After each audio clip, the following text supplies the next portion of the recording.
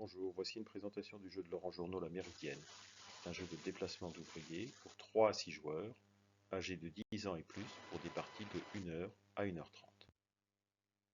1789, alors que près de 2000 mesures ont cours en France, la réunion des États généraux va déclencher une réforme indispensable à tous les hommes, à tous les temps. L'établissement d'une nouvelle mesure universelle de distance. En 1792, afin de créer une nouvelle mesure de distance qui matérialisera l'égalité entre tous les citoyens, le Bureau provisoire des poids et mesures décide d'utiliser la Terre comme référence. Elle confie aux astronomes Pierre Méchain et Jean-Baptiste Delambre le soin d'effectuer la mesure des angles des triangles qui parcourent le méridien de Dunkerque à Perpignan, appelé communément la Méridienne. Le départ de l'opération est donné dans la cour des Tuileries le 25 juin 1792. L'abolition de la royauté est proclamée le 21 septembre 1792. Le lendemain constitue le premier jour de la République, le premier jour du calendrier républicain, le 1 Vendémiaire en 1. À l'été 1792, Delambre et Méchain vous embauchent comme citoyen assistant chef géomètre pour réaliser les mesures sur le terrain. À vous de tirer le meilleur de votre équipe qui se lance le long de la Méridienne en cet automne de l'an 1. Saurez-vous avec les autres joueurs mener à bien cette tâche, tout en étant celui qui y contribuera le plus. Le jeu se compose d'un plateau avec une partie du territoire français sur lequel figurent d'une part les triangles à mesurer matérialisés par des lignes bleues, d'autre part les stations de mesure sous forme de points jaunes. Au-dessus, un pion pour marquer la qualité du signal, rouge bon, orange moyen, jaune mauvais, qui pourra varier en cours de partie. Des routes en gris relient les villes entre elles et les villes et les stations de mesure. Le nom des villes est en rouge, celui des stations en gris. Certaines stations sont situées dans des villes. On trouve en plus un plateau pour enregistrer les mesures des triangles. Un plateau pour enregistrer l'ordre du tour. Une échoppe pour acheter les cercles répétiteurs qui améliorent les mesures.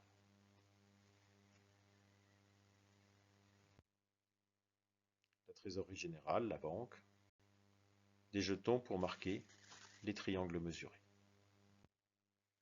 On trouve enfin 3 dés pour déterminer le niveau de trouble de chaque période. Un jeu de cartes guidera les joueurs au cours des 9 tours de jeu comportant le lancement du jeu, des tours de mesure avec un rappel des événements historiques associés.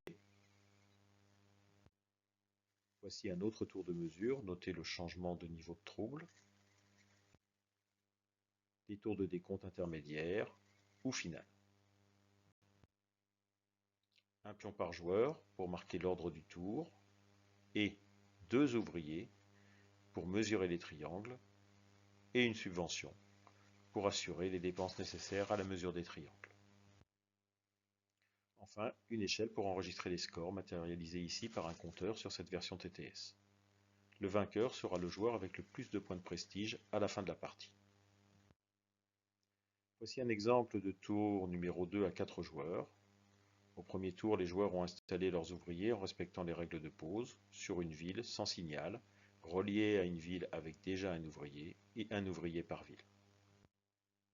Les enchères pour l'ordre du tour ont été gagnées préalablement par Gris qui a payé 75 livres, qui a choisi d'être dernier, suivi de Marron qui a payé 50 livres, qui choisit d'être deuxième, et Violet qui a payé 25 livres, qui choisit d'être troisième. Et Rose qui a payé 0 livres, prend la place qui reste de premier joueur.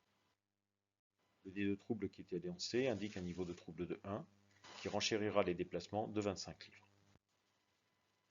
Rose commence à jouer. Comme le niveau de trouble est de 1, il doit baisser la qualité d'un signal de 1 niveau. Il choisit le signal de Mauriac, qui passe de l'orange au jaune. Comme première action, il se déplace de Villefranche à Montredon pour un coût de 50 livres. 25 livres pour les troubles et 25 livres pour la traversée d'Albi. La traversée du signal numéro 70 ne coûte rien. Comme deuxième action, il déplace son ouvrier de Mende sur le signal 69 via Millau. Là encore, le coût est de 50 livres. Il n'a pas de triangle à mesurer, c'est-à-dire qu'il n'y a pas de triangle non mesuré dont les 3 sommets sont occupés par des ouvriers. Le tour de Rose est donc terminé. C'est à Marron de jouer. Il passe le signal de violon de bon à moyen. Marron déplace un ouvrier localisé à Albi sur le signal de Puy-Saint-Georges. Cela ne lui coûte que 25 livres, liés au trouble en cours.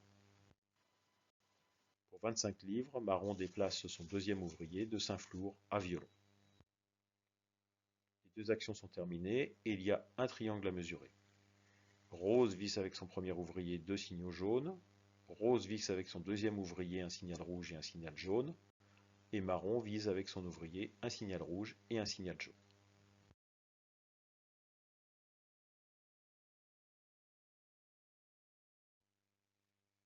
Chaque joueur pose un marqueur sur le tableau de mesure.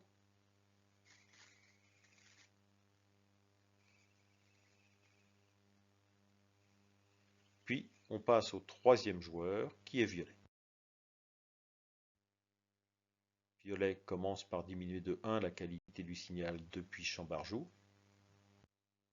Pour sa première action, Violet déplace son ouvrier situé à Millau sur Chambarjoux en passant par l'Odève, ce qui lui coûte 50 livres.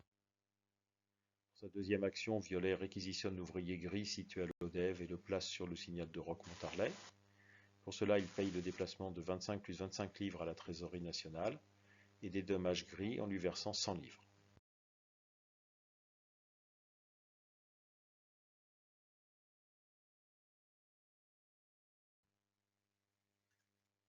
Puis on procède au décompte de deux triangles. Violet pointe 2 fois sur des couples de signaux jaune-rouge.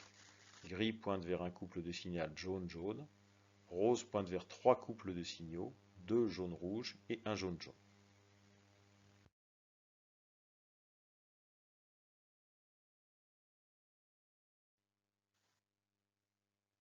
Les marqueurs des joueurs sont ajoutés sur le tableau de marquage.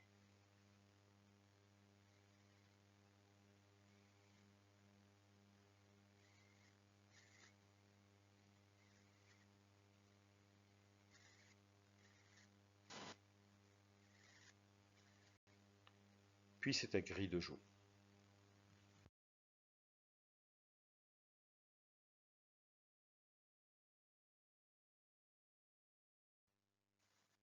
Gris commence par diminuer de 1 la qualité du signal de la Bastide.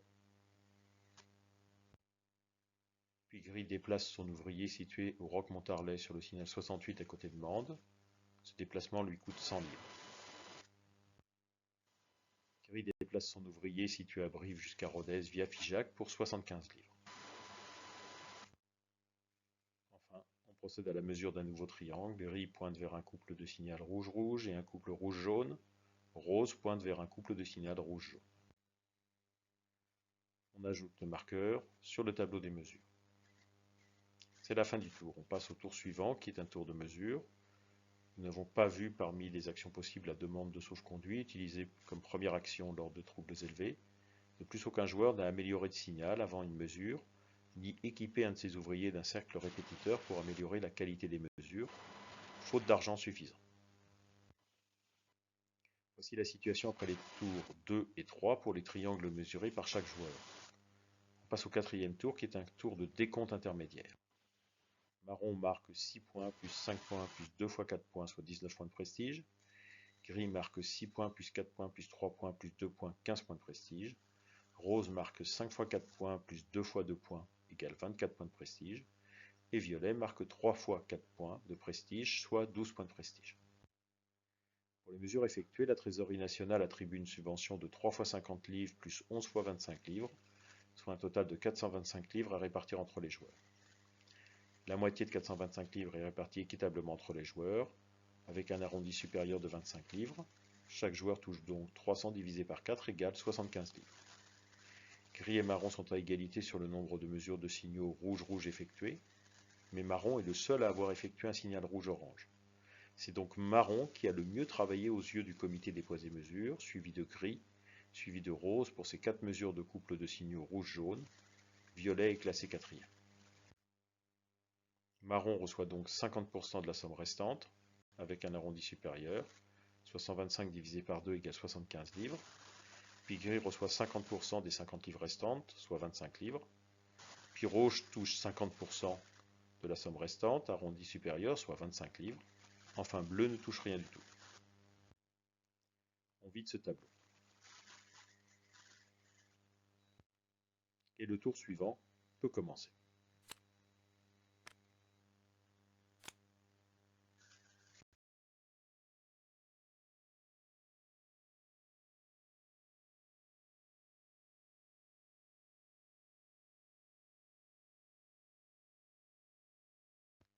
J'espère que cette vidéo vous aura donné un bon aperçu des mécanismes de la méridienne.